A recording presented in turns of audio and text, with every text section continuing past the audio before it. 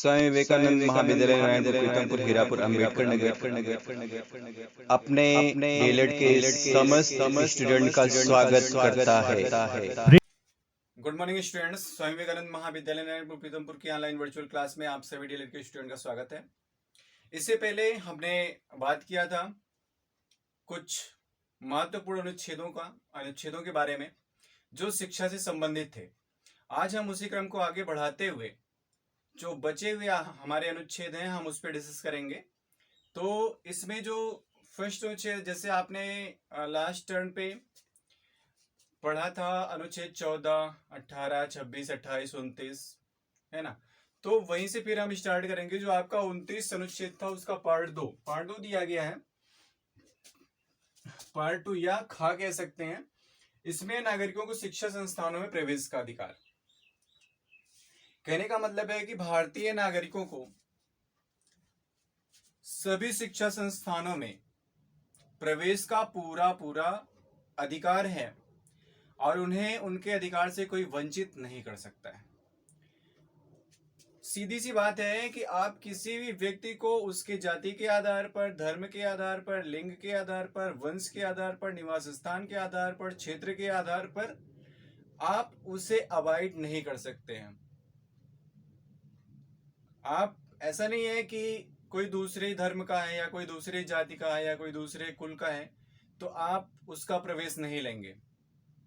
ये शिक्षा संस्थानों के लिए बाध्यता कर दी गई है कि आप सभी का प्रवेश ले सकते हैं, सभी के पास प्रवेश लेने के लिए समान अधिकार हैं और ये अधिकार दिया गया है अनुच्छेद 29 का 2 में या खा में। अनुच्छेद 30 की बात करेंगे तो अनुच्छेद 30 में है अल्पसंख्यकों की शिक्षा का वर्णन किया गया है।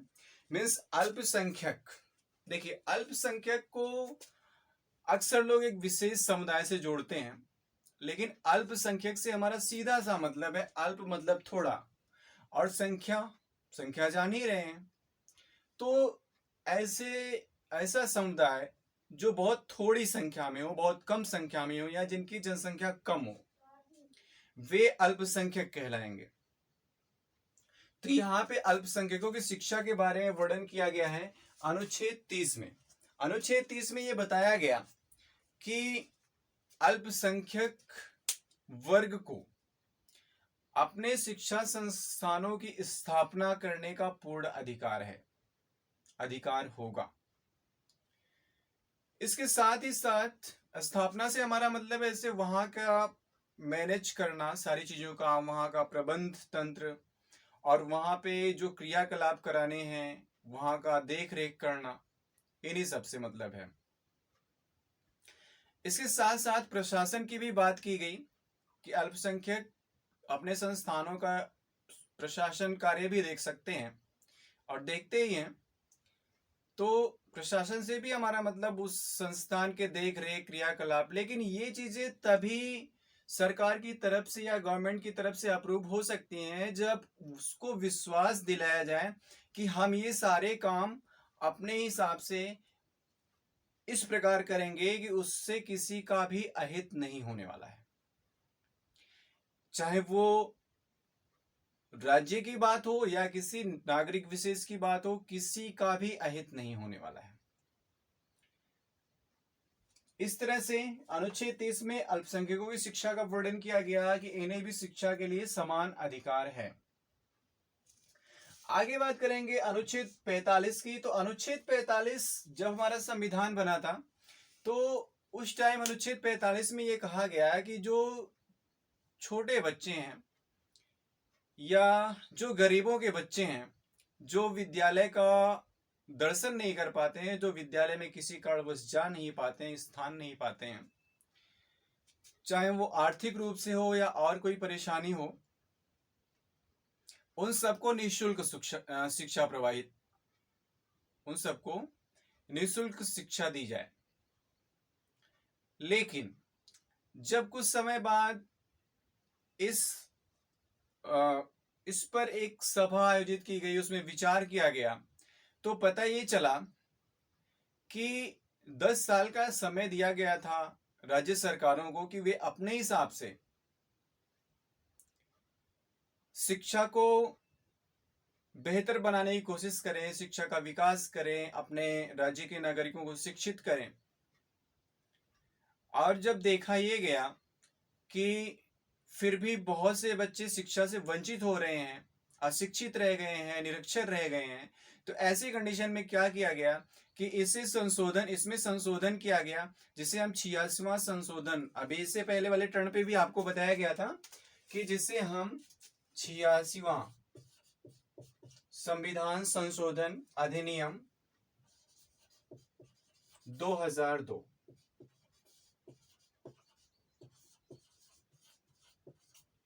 86वां संविधान संशोधन अधिनियम 2002 के तहत ये अनुच्छेद 21 में रखा गया, जिसमें निःशुल्क एवं अनिवार्य शिक्षा की बात हुई। मीन्स 6 वर्ष से लेकर 14 वर्ष तक के जो भी बच्चे हैं उनको निःशुल्क एवं अनिवार्य रूप से शिक्षा प्रदान की जाएगी। और इसके साथ ही साथ ये अनुच्छेद 21 शिक्षा से संबंध तो रखता ही है। इसमें मैंने अभी आपको बताया कि इसमें बताया गया है कि 6 वर्ष से लेके 14 वर्ष तक के सभी बच्चों को निःशुल्क शिक्षा प्रदान की जाएगी। तो ये आपका निःशुल्क शिक्षा और अनिवार्य शिक्षा से संबंधित है। इसके बाद आगे चलेंगे अनुच्छेद 46 पे, 46 पे। तो अनुच्छेद 46 कह रहा है ये दुर्बल वर्ग के आर्थिक हितों, सामाजिक न्याय व शोषण से सुरक्षा करने की बात कर रहा है। जैसे दुर्बल वर्ग, कमजोर वर्ग, मजदूर वर्ग, गरीब वर्ग, किसान वर्ग, पिछड़ा वर्ग,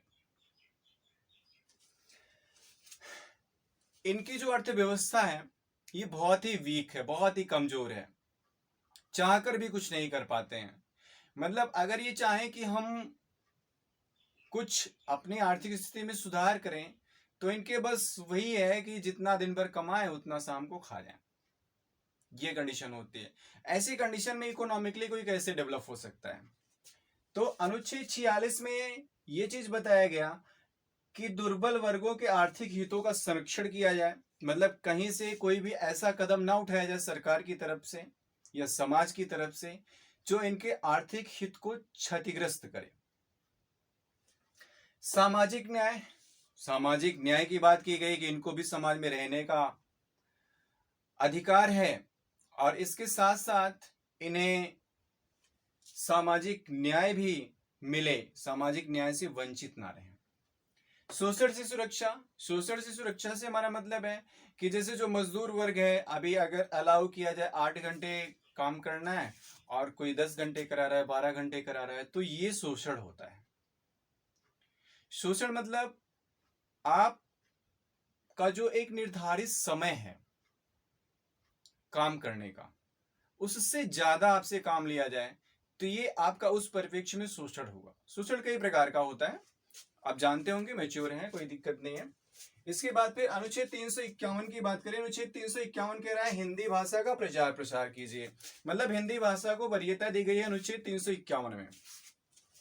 अच्छा, एक चीज मैं और आपको बता दूं कि ये जब अनुच्छेद 21A में ये जो अनिवार्य और निःशुल्क शिक्षा को जोड़ा गया, निःशुल्क एवं अनिवार्य शिक्षा 6 से 14 वर्ष के बच्चों के लिए अनुच्छेद 21 में जब जोड़ा गया तो इसे मूल अधिकार के अंतर्गत रखा गया है। मतलब शिक्षा को मूल अधिकार माना गया है। अब देखिए एक बार फिर से रिपीट करते हैं। अनुच्छेद 29(2) में नागरिकों को शिक्षा संस्थानों में प्रवेश का अधिकार दिया गया। अनुच्छेद 30 में अल्पसंख्यकों को शिक्षा दी गई। अनुच्छेद 45 में वही अनुच्छेद 21 का वाला, अनुच्छेद 21A वाला सारा चीज इसमें बताया गया है। मतलब पहले तो अनुच्छेद 45 था, बाद में संशोधित करके उसे अनुच्छेद 21A कर दिया गया है। अनुच्छेद 46 में दुर्बल वर्गों के आर्थिक हितों, सामाजिक न्याय व शोषण से सुरक्षा की बात की गई है। अनुच्छेद 351 में हिंदी भाषा का प्रचार प्रसार किया गया है। अब देखिए मैं आपको फिर एक एक लाइन में ये सारी चीजें बताता हूं। जैसे देखिए अनुच्छेद 45 में जो कहा गया, तो अनुच्छेद 45 में क्या बात किया गया था? अनुच्छेद 45 में यही बात किया गया था, कहा गया था कि नन्हे बच्चों को मिले शिक्षा व सुरक्षा, बने सभ्य वो जीवन उनका भी हो जाए अच्छा, है ना। नन्हे बच्चों को मिले शिक्षा व सुरक्षा, बने सभ्य वो और जीवन उनका हो जाए अच्छा। मतलब ये आपका अनुच्छेद 45 कह रहा था। इसके बाद अनुच्छेद 46 की बात करेंगे। तो अनुच्छेद 46 में तब देखिए दुर्बल वर्गों के अंतर्गत अनुसूचित जातियां और अनुसूचित जनजातियों को रखा गया था, क्योंकि समय कुछ ऐसा था कि इनके साथ शोषण ज्यादा हुआ करता था। एक समूह था जिसके ऊपर समझ लीजिए कि हमारा भारत डिपेंड है। तो अनुच्छेद 46 में कहा गया कि अनुसूचित जाति जनजाति वर्ग है निर्बल, अन्यायों पर रोक लगे शिक्षा और मिले धन बल। मतलब कि अनुसूचित जाति और अनुसूचित जनजाति वर्ग के जो लोग हैं वो असहाय और निर्बल हैं, इसलिए इनके लिए भी शिक्षा और धन की व्यवस्था की जाए, साथ ही साथ न्याय की भी व्यवस्था की जाए। अनुच्छेद 46 की बात करें तो अनुच्छेद 46 हो गया आपका। अनुच्छेद 351 की बात करें तो हिंदी भाषा का प्रचार प्रसार इसमें बताया गया है। कह रहे हैं कि सरकार हिंदी को करे समृद्ध, खूब करे प्रचार, अन्य भाषाओं के शब्दों से इसका करे विस्तार। मतलब कि हिंदी को समृद्ध करने की बात की गई। तो चलिए फिर से एक बार हम रिपीट करते हुए इसे कंप्लीट करते हैं। अनुच्छेद 29(2) में नागरिकों को शिक्षा संस्थानों में प्रवेश का अधिकार दिया गया। अनुच्छेद 30 में अल्पसंख्यकों की शिक्षा के बारे में बात की गई। अनुच्छेद 21 में 6 से 14 वर्ष के बच्चों के लिए निःशुल्क एवं अनिवार्य शिक्षा की बात की गई, जिसे मौलिक अधिकार माना गया। अनुच्छेद 46 में दुर्बल वर्गों के आर्थिक हितों, सामाजिक न्याय व शोषण से सुरक्षा की बात की गई। और अनुच्छेद 351 में हिंदी भाषा का प्रचार प्रसार किया गया। इसके साथ ही आपका जो शिक्षा से संबंधित महत्वपूर्ण अनुच्छेद हैं वो खत्म हुए, और अब हम आगे के टॉपिक पे चलेंगे। तब तक के लिए आप हंसते रहिए, मुस्कुराते रहिए, पढ़ते रहिए, लॉकडाउन का पालन करते रहिए, घर में रहिए, स्वस्थ रहिए, सुखी रहिए, संपन्न रहिए। ओके, थैंक यू, फिर मिलेंगे।